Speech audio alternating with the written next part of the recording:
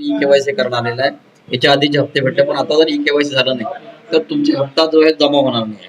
काय सांगाल, काय तुमची नेमकी मागणी आहे? नाही, मला सरकारला एवढंच म्हणायचं आहे की त्यांनी ई-केवायसी बंधनकारक ठेवू नये, त्यांनी बंद करावे. आणि जर ठेवलीच तर त्यांनी म्हणजे सर्व्हर सध्या. सर्व्हरचा जो प्रॉब्लेम आहे तो त्यांनी सॉल्व्ह करावा.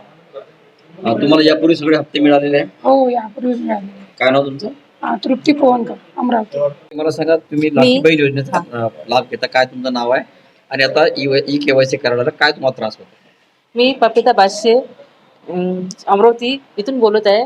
का ई केवायसी पासून सने आम्ही नेहमी येतो शेतूमध्ये, पण केवायसी होत नाही, OTP नंबर पण येत नाही. हे नेहमीच आहे आमचं. म्हणजे आता जेव्हापासून केवायसीचं हे दिलं त्यापासून त्यापासून OTP चालूच नाही होत. तर नेहमी आम्हाला यातून यायला लागते, जायला लागते. त्यासाठी पैसा पण खूप खर्च होते आमच्यावाले. तो खूप त्रास आहे आम्हाला. त्यासाठी सरकारला एकच मान्यता आहे सर, का तुम्ही प्लीज हे ई केवायसी बंद करावी आणि आमचे जे नियमित पैसे आहेत ते आम्हाला वापस म्हणजे द्यायचे, एवढीच इच्छा आहे.